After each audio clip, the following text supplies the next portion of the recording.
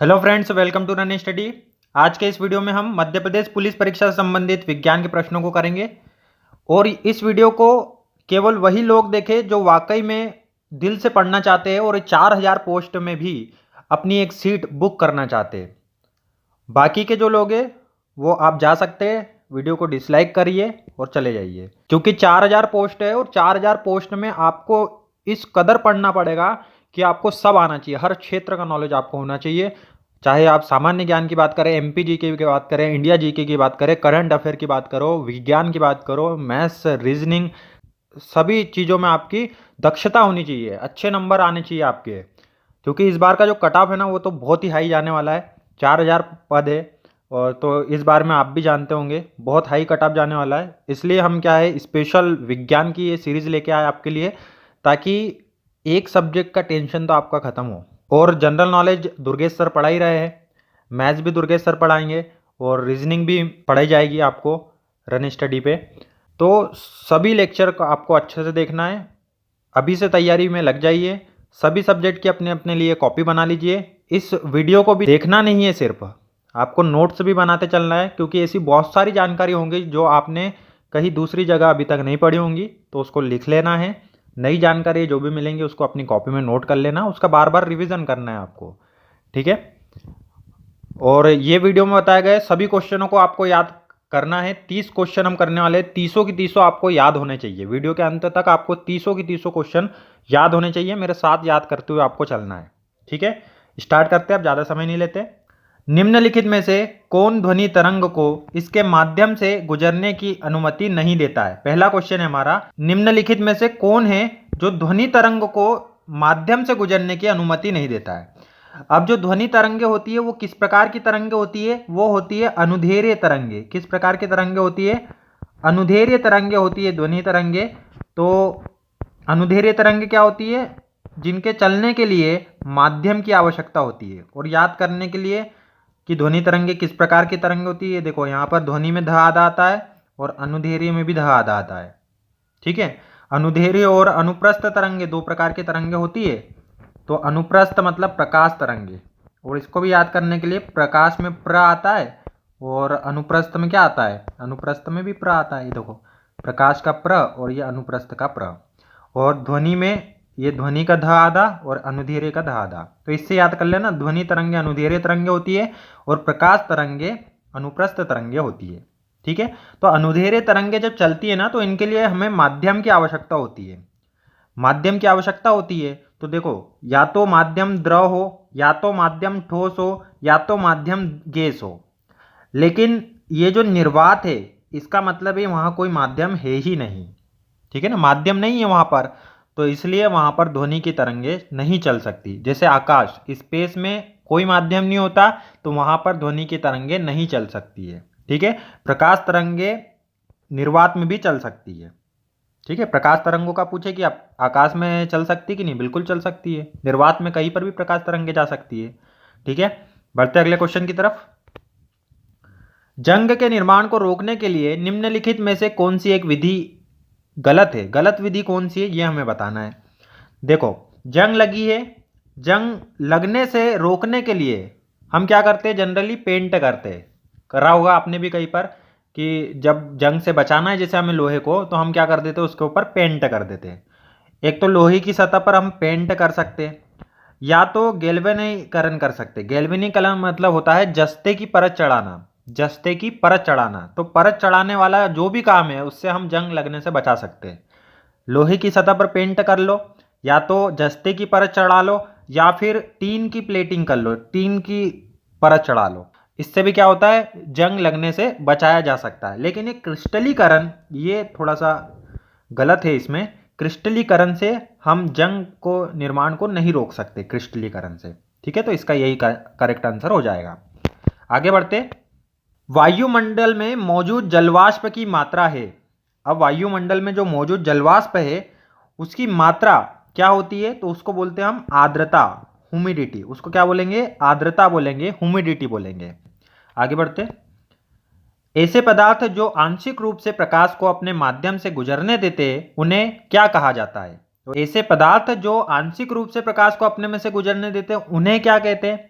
तो देखो अपने पास 3-4 टाइप के पदार्थ होते हैं। एक तो पारदर्शी, पारदर्शी मतलब आर पार देखा जा सकता है, प्रकाश को गुजरने दिया और हम आर पार देख सकते हैं। ऐसे कांच होते हैं ना कि हम आर पार का देख सकते हैं, प्रकाश भी जा रहा है, प्रकाश जाएगा तभी तो उधर का देख पाएंगे हम, है ना।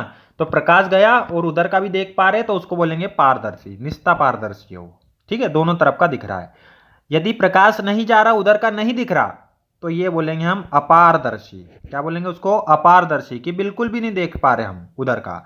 और पारभासी एक माध्यम होता है जिसमें प्रकाश तो जाता है लेकिन उधर साइड का स्पष्ट रूप से नहीं दिखता, मतलब आंशिक रूप से हमको दिखाई देता है, ठीक है। प्रकाश जो है वो आंशिक रूप से जाएगा। जैसे कई ग्लास ऐसे होते हैं कि उसमें से प्रकाश तो जाता है लेकिन आप आर पार नहीं देख सकते। इस प्रकार के ग्लास भी आपने देखे होंगे। तो उस टाइप के ग्लास को हम बोलेंगे पारभासी, ठीक है। क्या बोलेंगे? पारभासी बोलेंगे। और पारदर्शी मतलब दोनों साइड का दिख जाए, और अपारदर्शी मतलब नहीं दिखे बिल्कुल भी, ठीक है। तो ये 3 प्रकार के हमारे पदार्थ होते हैं। जो प्रकाश को गुजरने दे वो पारदर्शी, जो आंशिक रूप से गुजरने दे वो पारभासी, और जो बिल्कुल भी नहीं गुजरने दे वो अपारदर्शी होते हैं, ठीक है। बढ़ते अगले क्वेश्चन की तरफ। एक लाल लिटमस नीला हो जाता है जब किसकी अभिक्रिया करते हैं हम, किसके साथ अभिक्रिया करते हैं तो लाल लिटमस नीला हो जाएगा। तो इसमें आपको याद रखना है कि लाल लिटमस नीला कब होगा? जब हम क्षार की क्रिया करेंगे। किसकी क्रिया करेंगे? क्षार की क्रिया जब करते हैं, क्षार के साथ अभिक्रिया करते हैं, तो जो लाल लिटमस पेपर है ना वो नीला हो जाता है। और अम्ल क्या करते हैं? अम्ल नीले को लाल में बदलते हैं। जैसे अनिल से आप याद रखना, ये ट्रिक है। अनिल, अ मतलब अम्ल, और ये क्या करेंगे? नीले को लाल में बदलेंगे। अनिल मतलब अम्ल नीले को लाल में बदलेंगे, ठीक है। और इसका उल्टा जो रहेगा वो क्षार रहेगा, मतलब लाल को नीले में बदलेंगे। क्वेश्चन क्या था हमारा? लाल लिटमस को नीला करना था, तो हमारा क्या आ जाएगा? क्षार के साथ अभिक्रिया करवानी पड़ेगी, ठीक है। आगे बढ़ते। एक वाहन द्वारा तय की गई दूरी को मापने के लिए प्रयुक्त होने वाला उपकरण का नाम बताइए। तो वाहन के द्वारा जब हम चलते हैं, दूरी तय करते हैं, तो देखो 2 प्रकार के मीटर जो लगा रहता है ना आगे, वो 2 प्रकार की रीडिंग बताता है। ये डायग्राम में देखो हम, एक तो बताएगा ये स्पीड वाला, है ना, स्पीड बताता है। और एक जो रहता है ये बीच में, ये किलोमीटर बताता है ना बीच में। तो जो किलोमीटर बताता है ना उसको बोलते हैं हम ओडोमीटर। क्या बोलते हैं? ओडोमीटर। वो हमारे वाहन के द्वारा तय की गई दूरी बताता है। और एक स्पीड रहती है तो वो स्पीडोमीटर कहलाएगा। समझ गए? दोनों बातें समझ गए। जो किलोमीटर वाला रहता है उसको बोलते हैं ओडोमीटर। ये इंपॉर्टेंट क्वेश्चन है, बार बार रिपीट होता है व्यापम के एग्जाम में, तो आपको ये याद रखना है। ओडोमीटर मतलब तय की गई दूरी मापने के लिए प्रयुक्त होने वाला उपकरण, ठीक है। नेक्स्ट क्वेश्चन की तरफ बढ़ते। आवर्त सारणी के समूह 14 का एक तत्व x और समूह 17 के अन्य तत्व y के साथ संयोजित होता है, तो निर्मित यौगिक का आणविक सूत्र क्या होगा? निर्मित यौगिक का आणविक सूत्र हमें बताना है। तो देखो अब मैं जूम करके आपको बताऊंगा। ये है हमारी पीरियोडिक टेबल। ये क्या है? हमारी है पीरियोडिक टेबल। और इस पीरियोडिक टेबल को हम बार बार इसका रिवीजन करने वाले इस पीरियोडिक टेबल का हम, ताकि आपको सारी की सारी चीजें याद हो जाए। क्योंकि एमपी पुलिस और व्यापम में बहुत सारे एग्जाम इस आवर्त सारणी से सीधे सीधे रूप में पूछे जाते हैं, तो आपको ये याद करना है। मैं बार बार आपको ये दिखाते रहूंगा, याद हो जाएगी, मेरी गारंटी है, ठीक है। लेकिन वीडियो को आपको देखना पड़ेगा। जब भी ये सीरीज का वीडियो आता है तो आपको देखना पड़ेगा उसको, ठीक। अब देखो ये जो आपको दिख रहे हैं ये है वर्ग, मतलब ये पहला वर्ग, ये दूसरा वर्ग, ये तीसरा वर्ग, ये चौथा वर्ग, ये 5वां, 6वां, 7वां, 8वां, 9वां, 10वां, 11वां, 12वां, 13वां, 14वां, 15वां, 16वां, 17वां, 18वां, टोटल 18 वर्ग होते हैं, ठीक है। और आवर्त पूछे तो देखो यहां से गिनती करना है, 1 2 3 4 5 6 7, ये 7 हमारे क्या होते हैं? आवर्त होते हैं। और ये जो नीचे की है ना लेंथेनाइड और एक्टिनाइड जो सीरीज है वो यहीं से ली गई है, ये और यहां से, ठीक है। तो ये इसी आवर्त में आएंगे, 6वें और 7वें में आएंगे, ठीक। तो 7 हो गए आवर्त, और समूह पूछे तो कितने हो जाएंगे? 18 समूह हो जाएंगे। अब देखो अब क्वेश्चन क्या है हमारा कि समूह 14, मतलब ये वाला समूह, इस पे फोकस करना है, ठीक है। समूह 14, पेन बदल लेते हैं, समूह 14 और समूह 17, समूह 14 और समूह 17, ये जो 2 वर्ग है इसमें इनको संयोजित करना है अपने को और निर्मित यौगिक बताना है। तो अब इसको जरा जूम आउट कर देते। अब क्वेश्चन देखे तो समूह 14 का एक तत्व x, तो x में से समूह 14 मतलब इसमें से कोई सा भी एक ले लो। तो मैंने लिया कार्बन को। अब देखो कार्बन का जो परमाणु क्रमांक होता है ना वो 6 होता है, तो ये शुरुआती जो कोश रहेगा उसमें 2 आ जाएंगे, और बाहरी कोश में 4 इलेक्ट्रॉन आएंगे। ये सब मैं बताऊंगा तुमको आने वाले वीडियो में, पूरा आराम से समझेंगे हम, पूरा अच्छे से समझने वाले हैं सब। एक एक चीज मैं गारंटी देता हूँ आपको, एक एक चीज आ जाएगी केमिस्ट्री, फिजिक्स और बायो की। ठीक है ना, जो भी एग्जाम में आएगा ना वो आराम से आप उड़ा दोगे उसको। ठीक, तो कार्बन के 6 हो गए परमाणु क्रमांक, उसमें पहले कोष में 2 इलेक्ट्रॉन, दूसरे कोष में 4 इलेक्ट्रॉन, मतलब ये 4 अन्य के साथ साझा करेगा ना, तो इसके बाहरी कोष में 8 इलेक्ट्रॉन हो जाएंगे और ये स्थायी हो जाएगा। ठीक है, स्थायी हो जाएगा तो 8 इलेक्ट्रॉन होना चाहिए बाहरी कोष में, तो ये 4 के साथ साझा करेगा। अब मान लो ये 17वें के साथ इनने साझा किया, 17वें में कौन है, क्लोरीन है। क्लोरीन का परमाणु क्रमांक होता है 17, तो पहले कोष में आ जाएंगे 2, दूसरे कोष में आ जाएंगे 8 और तीसरे कोष में कितने आ जाएंगे, 7 आ जाएंगे। 2 8 7 17 हो गए। तो बाहरी कोष में इसके कितने, 7 है। अब इसको 8 बनाने के लिए 1 की जरूरत है, तो ये 1 के साथ साझा करेगा। ठीक है, अब जैसे कार्बन और क्लोरीन यदि साझा करेंगे तो Cl को कितने, C को कितने की जरूरत है, 4 Cl की जरूरत है। तो देखो यहां पर Cl लाएंगे हम और उसके नीचे पेड़ के नीचे क्या लगाएंगे, 4। तो कार्बन ने 4 Cl के साथ साझा करा, और क्लोरीन ने कितनों के साथ करना पड़ेगा, तो क्लोरीन को 1 की जरूरत है और ये एक कार्बन है हमारे पास, तो CCl4 रहेगा। मतलब XCl4, XY4 मतलब 4th नंबर का ऑप्शन हमारा करेक्ट रहेगा। अब बताना ये समझ में आया कि नहीं आपको। ठीक है, बढ़े आगे। अगला क्वेश्चन है, वह तारा जो स्थिर दिखाई देता है और रात्रि के समय आसमान में सबसे अधिक चमकता है, वह तारा बताना है जो स्थिर दिखाई देता है और रात्रि के समय आसमान में सबसे अधिक चमकता है। तो ऐसा तारा ध्रुव तारा होता है। कौन सा तारा होता है, ध्रुव तारा होता है। और यह पृथ्वी से दिखने वाले तारों में से 45वां सबसे रोशन तारा, 45वां सबसे रोशन तारा है। पृथ्वी से जितने तारे दिखते हैं उसमें 45वें नंबर का सबसे रोशन तारा है और ये स्थिर दिखाई देता है। एक ही जगह पे आपको डेली दिखाई देगा। आज रात को आप देखना जरूर, आसमान की तरफ देखना एक तारा, और फिर कल भी देखना उसको, वहीं पर दिखाई देगा। बाकी तारे क्या है, बदलते रहते हैं अपनी पोजीशन, लेकिन ध्रुव तारे की पोजीशन सेम रहती है। पृथ्वी से लगभग इसकी दूरी पूछे तो 434 प्रकाश वर्ष दूर है ये, 434 प्रकाश वर्ष दूर। अब भैया ये क्या चीज है प्रकाश वर्ष, तो प्रकाश वर्ष ये क्वेश्चन भी आता है। प्रकाश वर्ष खगोलीय दूरी नापने का मात्रक है। प्रकाश वर्ष से क्या नापते हैं हम, खगोलीय दूरी नापने का मात्रक है। यहां पर देखो वर्ष लगा है, तो वर्ष देख के समय मत लगा देना कि समय भैया ये तो साल वाली बात हो गई, तो वर्ष की बात चल रही है तो साल वाली बात हो गई तो मतलब समय आएगा, नहीं। ये प्रकाश वर्ष जो है ये खगोलीय दूरी का मात्रक है। ठीक है ना, इसलिए क्वेश्चन आता है, क्योंकि प्रकाश वर्ष से अब जिनने नहीं पढ़ा रहता वो क्या लगाएंगे, वर्ष मतलब समय, समय मतलब लगाओ समय। ठीक है ना, लेकिन ये खगोलीय दूरी का मात्रक है। बढ़ते अगले क्वेश्चन की तरफ। वह सूक्ष्म जीव जो कि एक जैविक नाइट्रोजन फिक्सर है, वह सूक्ष्म जीव जो कि एक जैविक नाइट्रोजन फिक्सर है। तो ये डायरेक्ट क्वेश्चन है, आपको याद रखना है, इंपॉर्टेंट क्वेश्चन है ये भी। नीले हरे शैवाल, नीले हरे शैवाल सूक्ष्म जीव है जो कि नाइट्रोजन फिक्सर कहे जाते हैं। यह प्रकाश संश्लेषण से ऊर्जा प्राप्त करते हैं। नीले हरे शैवाल किससे ऊर्जा प्राप्त करते हैं, प्रकाश संश्लेषण से ऊर्जा प्राप्त करते हैं। बढ़ते अगले क्वेश्चन की तरफ। विटामिन डी किसके अवशोषण के लिए महत्वपूर्ण होता है, तो आपको याद रखना है, इंपॉर्टेंट क्वेश्चन है ये भी, कि विटामिन डी किसके अवशोषण के लिए महत्वपूर्ण होता है, तो यह कैल्शियम के अवशोषण के लिए महत्वपूर्ण होता है। विटामिन डी कैल्शियम के अवशोषण के लिए महत्वपूर्ण होता है। कैल्शियम का परमाणु क्रमांक 20 है और यह एक क्षारीय मृदा धातु है। यह भी इंपॉर्टेंट है कि कैल्शियम किस प्रकार की धातु होती है, क्षारीय मृदा धातु होती है कैल्शियम। ठीक है, भूमि में उपस्थित तत्वों में से यदि मात्रा की बात करें तो 5वां स्थान है कैल्शियम का, सबसे ज्यादा मात्रा में 5वें स्थान पर पाया जाता है कैल्शियम भूमि में। इसकी खोज हुई थी 1808 में, यह भी याद रखना कि खोज कब हुई थी, 1808 में कैल्शियम की खोज हुई थी। ठीक है, परमाणु क्रमांक ये सबसे इंपॉर्टेंट है, 20 नंबर पे आता है कैल्शियम और यह एक क्षारीय मृदा धातु है। बढ़ते अगले क्वेश्चन की तरफ। वह जीव जो अपना भोजन स्वयं तैयार करते हैं उन्हें क्या कहा जाता है, वह जीव जो अपना भोजन स्वयं तैयार करते हैं उन्हें क्या कहते हैं, तो उन्हें स्वपोषक, उन्हें क्या कहेंगे, स्वपोषक या ऑटोट्रॉप्स कहा जाता है। कभी कभी क्या होता है व्यापम की एग्जाम में ये स्वपोषक यहां पर दे दिया, बहुत अच्छी बात है, लेकिन कभी कभी देते ही नहीं है। ऑटोट्रॉप्स डायरेक्ट इंग्लिश में ऑप्शन दे देंगे, मतलब ये इंग्लिश में ऐसा लिखा है और हिंदी में ये वाला दे देंगे, क्रेमोट्रॉप्स, ऑटोट्रॉप्स, फोटो हेटोट्रॉप्स, हेटोट्रॉप्स। तो फिर क्या करोगे, तो इसलिए इंग्लिश वाला भी याद करते चलना। स्वपोषक को क्या बोलते हैं, ऑटोट्रॉप्स। ऑटो मतलब ऑटोमेटिक, मतलब खुद बनाते भैया। स्वयं तैयार करते तो ऑटोट्रॉफ्स या स्वपोषक कहे जाते हैं। ठीक है, और यह खाद्य श्रृंखला में उत्पादक होते हैं। खाद्य श्रृंखला में क्या कहे जाते हैं? जो अपना भोजन स्वयं बनाएंगे उसको उत्पादक बोलेंगे हम। ठीक है, उत्पादन कर रहे हो। बढ़ते अगले क्वेश्चन की तरफ।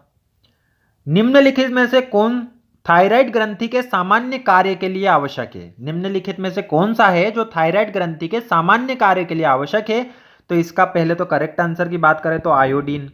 थायराइड आपने सुना होगा कि थायराइड मतलब वो आयोडीन की कमी से होता है ना, घेंगा वेंगा हो जाता है गले में, है ना, गॉइटर रोग जो होता है तो वो आयोडीन की कमी से होता है। तो यहाँ पर भी वही क्वेश्चन पूछा था कि थायराइड ग्रंथि के सामान्य कार्य के लिए आवश्यक कौन सा है? तो आयोडीन आवश्यक है। अब इसकी कमी से क्या होता है? तो इसकी कमी से जो बौद्धिक स्तर है बच्चों का वो 10 से 15% तक कम हो सकता है। बच्चों का बौद्धिक स्तर 10 से 15% तक कम हो सकता है। और इसकी कमी से दिमाग और शरीर से जुड़ी हुई, विकास से जुड़ी हुई बीमारियां होती है। कुपोषण जिसको बोलते हैं ना, तो वो भी होता है दिमाग और शरीर से जुड़ी हुई बीमारियां आयोडीन की कमी से। ठीक है, अगले क्वेश्चन की तरफ बढ़ते हैं। एक खोखले गोले को दो बराबर भागों में काटा जाता है। यदि आंतरिक सतह अधिक चमकीली है तो यह किस रूप में कार्य करेंगी? अवतल लेंस, अवतल दर्पण, उत्तल दर्पण या समतल दर्पण? अब देखो इसमें क्या बोला उसने, एक गोला है खोखला गोला, उसको दो बराबर भागों में काटा है, तो इसको बीच में से अपन ने काट दिया, तो हमारे पास ये दो तरह से इस प्रकार से और इस प्रकार से दिखेगा। अब आपके पास यहाँ पर दो ऑप्शन है, पेंट दिया आपको करने के लिए, तो आप दो तरीके से इसको पेंट कर सकते हैं। या तो देखो इसकी अंदर वाली सतह पर पेंट कर दो आप, ठीक है ना, या फिर इसकी बाहर वाली सतह पे पेंट कर दो ऐसी। ये दोनों कर सकते कि नहीं कर सकते? कर सकते ना, या तो अंदर वाली सतह पे पेंट करेंगे या तो बाहर वाली पे करेंगे। अब यदि अंदर वाली सतह पे पेंट किया तो ये बाहर वाली सतह चिकनी बच गई कि नहीं बच गई? पेंट कर दिया, उसके बाहर वाली जो सतह है, दूसरी वाली सतह है, वह कैसी हो गई? चिकनी हो गई। तो यदि चिकनी सतह उठी हुई है तो उसको बोलेंगे उत्तल, उत्तल दर्पण। पेंट कर दिया तो आपका चेहरा दिखने लगेगा, फिर पेंट कर दिया तो इसको बोलेंगे दर्पण। और यदि बाहर की सतह पेंट किया है, अंदर की सतह चिकनी बची हुई है, तो ये बोलेंगे अवतल। मतलब जिसका तल ये दबा हुआ है उसको बोल रहे हैं अवतल, और जिसका तल उठा हुआ है उसको बोल रहे हैं उत्तल। क्वेश्चन क्या है? बराबर भागों में काट दिया, बोले हाउ काट दिया। आंतरिक सतह अत्यधिक चिकनी है। आंतरिक सतह चिकनी मतलब ये सेकंड वाले की बात कर रहा है, और सतह दबी हुई है मतलब चिकनी, आंतरिक सतह चिकनी, तो दबी हुई सतह तो वो होता है अवतल दर्पण, और पेंट करा है ना, तो दर्पण बनेगा। ठीक है, समझ गए? बढ़ते अगले क्वेश्चन की तरफ। पौधों में क्लोरोफिल के संश्लेषण के लिए क्या आवश्यक होता है? पौधों में क्लोरोफिल के संश्लेषण के लिए क्या आवश्यक होता है, यह हमें बताना है। तो इसके लिए आपको मैग्नीशियम की जरूरत होती है। किसकी जरूरत होती है? मैग्नीशियम की। क्लोरोफिल का यदि संश्लेषण करना है तो मैग्नीशियम की जरूरत होती है। ठीक है, ये याद कर लेना, डायरेक्ट क्वेश्चन है कि क्लोरोफिल का संश्लेषण करना है तो मैग्नीशियम की जरूरत होगी। बढ़ते नेक्स्ट क्वेश्चन की तरफ। अम्ल धातुओं के साथ अभिक्रिया करते हैं और यह उत्पन्न करते हैं। तो ये भी इंपॉर्टेंट क्वेश्चन है, बार बार पूछा जाता है ये भी व्यापम के एग्जाम में, कि अम्ल जब धातुओं के साथ अभिक्रिया करते हैं तो क्या उत्पन्न करते हैं? तो यह उत्पन्न करते हैं हाइड्रोजन। क्या उत्पन्न करते हैं? अम्ल धातुओं के साथ क्रिया करके हाइड्रोजन उत्पन्न करते हैं। ठीक है, देखो एग्जाम्पल देखो, जैसे जिंक एक धातु है और जिंक ने सल्फ्यूरिक अम्ल के साथ H2SO4 के साथ अभिक्रिया की। इनको बार बार बोलना पड़ेगा, आपको याद हो जाएगा। जिंक, जिंक क्या है? धातु। धातु ने अम्ल मतलब H2SO4, सल्फ्यूरिक अम्ल कहा जाता है H2SO4, इसके साथ अभिक्रिया की तो जिंक का सल्फेट बन गया, जिंक का सल्फेट बन गया और हाइड्रोजन गैस मुक्त हो गई। देखो H2SO4 में से ये जो SO4 है ना, ये SO4 जिंक के साथ आ गया तो जिंक सल्फेट बन गया। अब ये यहाँ पर H2 बच गई ना, H2 मुक्त हो जाएगी तो वो हाइड्रोजन गैस कहलाती है। नहीं समझ में आया? एक और एग्जाम्पल से समझते हैं। आयरन है, आयरन एक धातु है, धातु को हमने अम्ल में मिलाया, H2SO4 में मिलाया, तो ये आयरन सल्फेट बनेगा। मतलब ये जो SO4 है ना, ये SO4 आयरन के साथ मिल जाएगा तो आयरन सल्फेट बन जाएगा और यहां से हाइड्रोजन गैस निकल जाएगी। ठीक है, तो मतलब अम्ल धातुओं के साथ अभिक्रिया करेगा तो हाइड्रोजन गैस हमारी मुक्त होती है। समझ गए? नेक्स्ट क्वेश्चन की तरफ बढ़ते हैं। निम्नलिखित में से किस तरल पदार्थ में सोडियम धातु को सुरक्षित रूप से संग्रहित किया जाता है? तो सोडियम धातु क्या होती है भैया? ये जो सोडियम धातु रहती है ना, ये अत्यधिक अभिक्रियाशील धातु है। तो इनको बाहर रखोगे ना तो आग पकड़ लेती है, जलने लगती है, तो इसलिए इनको रखते हैं हम केरोसिन के तेल में। सोडियम को काय में रखेंगे? केरोसिन में रखेंगे। बोलो एक बार, सोडियम को किस में रखेंगे? केरोसिन में रखेंगे। ठीक है, बढ़ते नेक्स्ट क्वेश्चन की तरफ। प्रकाश संश्लेषण वातावरण से किस चीज को हटा देता है? देखो, प्रकाश संश्लेषण जब पौधे अपना खाना बना रहे होते हैं ना, उसको बोलते हैं प्रकाश संश्लेषण की क्रिया, जो कि हरे पत्तियों में होती है। ठीक है, अब प्रकाश संश्लेषण से जब उनको खाना बनाना है ना, तो उनको कार्बन डाइऑक्साइड की जरूरत पड़ती है। अब कार्बन डाइऑक्साइड पौधे कहाँ से लेंगे? तो वातावरण से लेंगे, क्योंकि हम तो ढेर सारी कार्बन डाइऑक्साइड छोड़ रहे हैं, है ना, और ऑक्सीजन की हमको जरूरत है। और बेचारे पौधे क्या कर रहे हैं? उनको कार्बन डाइऑक्साइड की जरूरत है और वो ऑक्सीजन फोकट में से दे देते हैं वातावरण में, है ना, इसलिए बोलते हैं ज़्यादा से ज़्यादा पेड़ लगाओ। तो वो ऑक्सीजन हम यूज़ कर रहे हैं और वो क्या करते हैं? कार्बन डाइऑक्साइड का यूज़ कर रहे हैं। तो वो क्या हटा रहे हैं वातावरण से? कार्बन डाइऑक्साइड को हटा रहे हैं। ठीक है, नेक्स्ट क्वेश्चन की तरफ बढ़ते हैं। आवर्त सारणी के तीसरे आवर्त में निम्नलिखित में से कौन सा तत्व आकार में सबसे बड़ा है? देखो यहाँ पर आवर्त सारणी का आवर्त बोला है।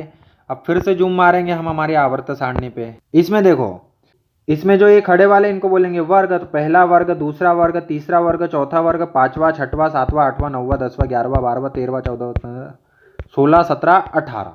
कितने वर्ग है? कितने ग्रुप है? 18 ग्रुप है। और इसको क्या बोलेंगे? आड़े वाले को आवर्त। एक आवर्त, दूसरा, तीसरा, चौथा, पांचवा, छठवां, सातवां। तो यहाँ पर 7 आवर्त हो गए। और कितने वर्ग हो गए? 18 वर्ग हो गए। इसमें बोला उसने तीसरे में जाओ, तो ये रहा भैया सोडियम वाला तीसरा। Sodium, magnesium, aluminium, silicon, phosphorus, sulphur, chlorine, argon, ये वाला वर्ग हो गया हमारा तीसरा वर्ग। अब इसमें बोला है कि आकार सबसे बड़ा कौन सा है? तो देखो, आकार मतलब क्या होता है कि परमाणु का जैसे पहले नाभिक रहेगा, फिर उसमें कोषों की संख्या जैसे जैसे बढ़ते जाएगी वैसे वैसे उनका आकार बढ़ते जाएगा।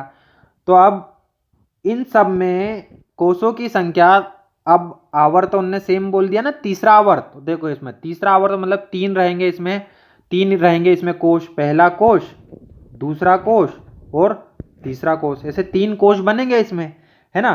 तो इसमें सबसे ज्यादा जो आकार में बड़ा रहेगा वो हमसे पूछा है।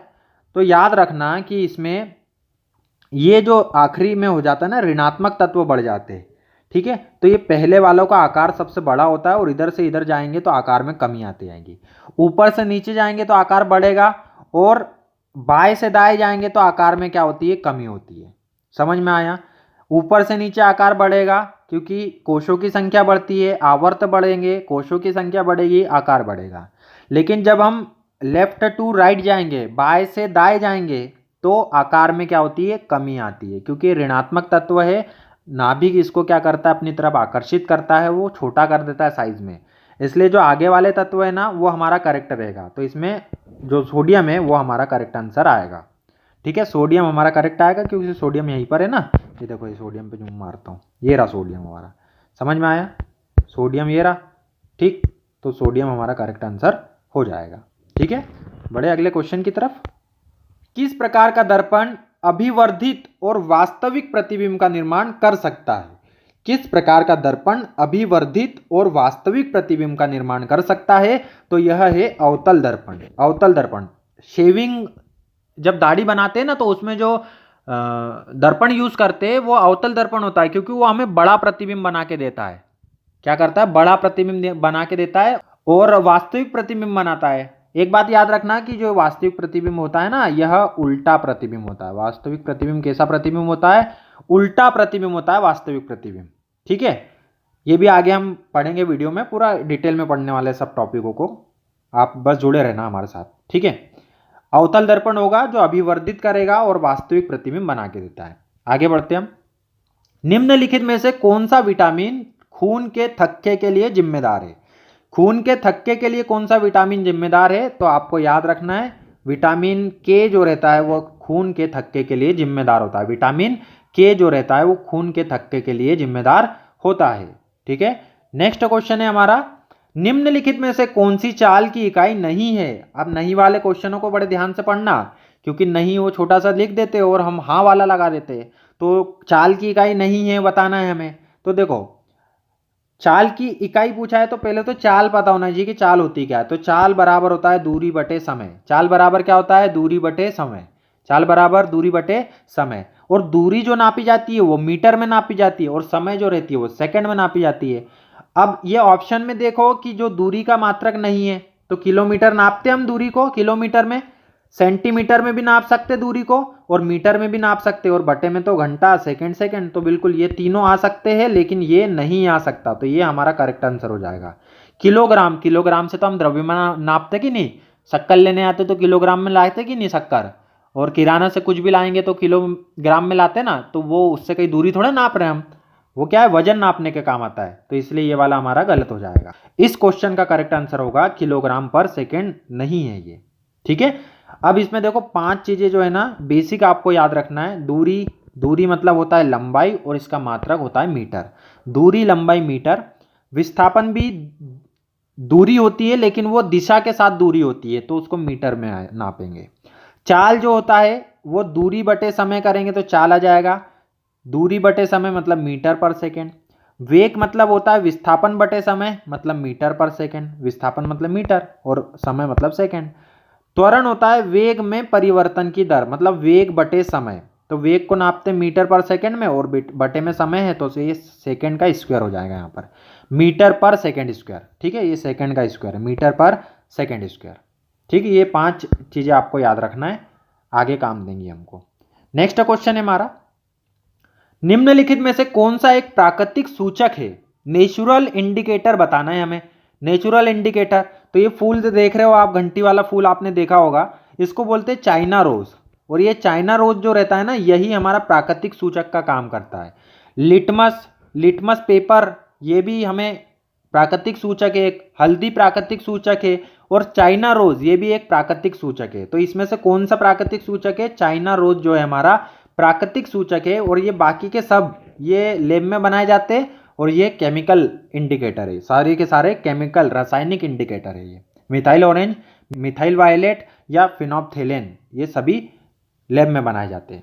ठीक है, नेक्स्ट क्वेश्चन है हमारा, आयरन एक अनिवार्य खनिज है जो हमारे शरीर में किसके उत्पादन के लिए आवश्यक है। जो आयरन है, आयरन मतलब लोहा, एफी, एफी से क्या बनाते हैं हम, एफी से बनता है हीमोग्लोबिन। क्या बनता है, हीमोग्लोबिन बनता है। हीमोग्लोबिन के उत्पादन के लिए हमारे शरीर में आयरन जरूरी होता है।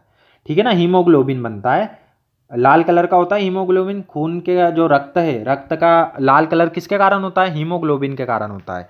तो ये आपको याद रखना है, लाल से आयरन और आयरन से बनता है हीमोग्लोबिन, हीमोग्लोबिन से होता है रक्त का लाल रंग। ठीक है, और यह धातु प्रोटीन है। हीमोग्लोबिन क्या है, धातु प्रोटीन है हीमोग्लोबिन। ठीक है, हीमोग्लोबिन क्या है, धातु प्रोटीन है हीमोग्लोबिन, तो ये भी आपको याद रखना है। नेक्स्ट क्वेश्चन की तरफ बढ़ते हैं, मिट्टी को भरपूर बनाने या पुनः पूर्ति करने के लिए खेतों में क्या डाली जाती है। तो मिट्टी को भरपूर बनाना है और पुनः पूर्ति करने के लिए खेतों में हम डालेंगे खाद, मेनुअर, मेनुअर डालेंगे या खाद डालेंगे मिट्टी को भरपूर बनाने के लिए। ठीक है, नेक्स्ट क्वेश्चन है हमारा, एक बंद कमरे में कोयला जलाने से कौन सी गैस उत्पन्न होती है। तो बंद कमरे में कोयला जलाने से कौन सी गैस उत्पन्न होती है ये हमें बताना है। अभी क्या है, ठंड का समय चल रहा है और आपका मन करता होगा शाम के या रात के समय कि हाथ तापने का मन करता होगा, करता है कि नहीं करता है, ठंड बहुत ज़्यादा होती है तो हाथ तापने का मन करता है, लेकिन वो घर रूम के अंदर मत जला लेना, और बंद कमरों में तो जलाना ही नहीं है बिल्कुल भी अपने को। कारण क्या है उसका, क्योंकि यदि हम बंद कमरों में जलाएंगे तो बंद कमरों में ऑक्सीजन की कमी रहती है, और जब हम आग जला रहे हैं तो आग जलने के लिए ऑक्सीजन की जरूरत पड़ती है। आपने पढ़ा होगा कि आग जलने के लिए ऑक्सीजन की जरूरत पड़ती है, तो वो क्या करेंगी, आग जल रही है वो कमरे की पूरी ऑक्सीजन ले लेंगी, कमरे की क्या करेंगी, पूरी ऑक्सीजन ले ली। अब आपको भी तो सांस ले रहे हो तो ऑक्सीजन की जरूरत पड़ेगी ना, तो ऑक्सीजन की मात्रा यदि कम हो गई ना तो फिर उसके बाद वो बनता है कार्बन मोनोऑक्साइड। क्या बनेगा, कार्बन मोनोऑक्साइड बनेगा। O2 जब कम हो जाएगा तो वो CO बनने लगता है। ठीक है ना, CO बनेगा तो कार्बन मोनोऑक्साइड की मात्रा बढ़ जाती है। यह आपको याद रखना है, यह एक रंगहीन गैस होती है और मनुष्य और जानवरों के लिए विषैली होती है। ठीक है, और उसके कारण क्या हो सकता है, दम घुट सकता है हमारा।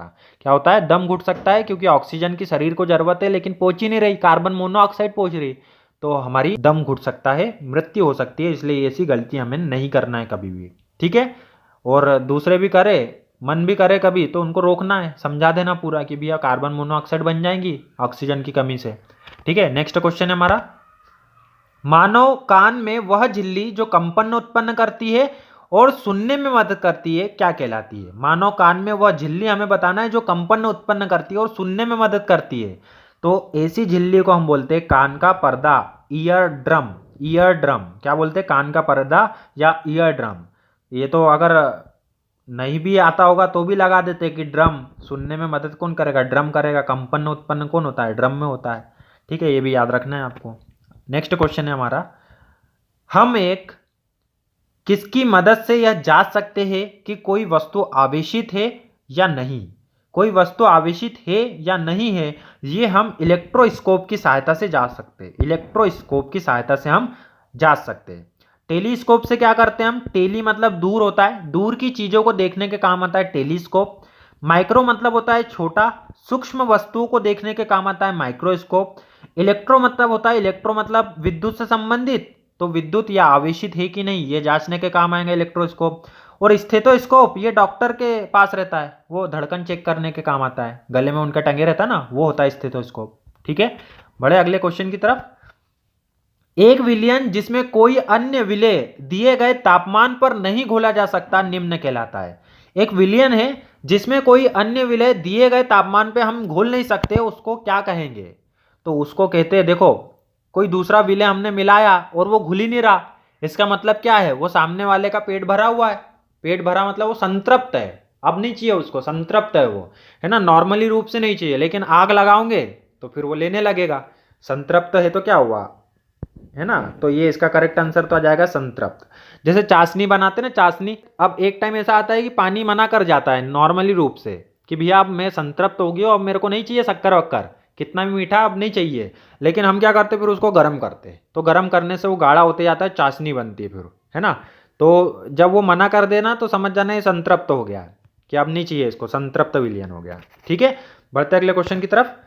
एक पौधे के विभिन्न हिस्सों में भोजन की गति किसके माध्यम से होती है? मतलब भोजन का ऊपर से नीचे किसके द्वारा होता है?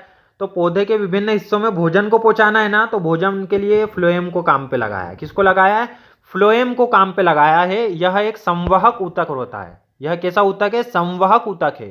संवहक ऊतक दो होते हैं पौधे में, एक तो फ्लोएम है और एक जाइलम है। जाइलम भी एक संवहक ऊतक है।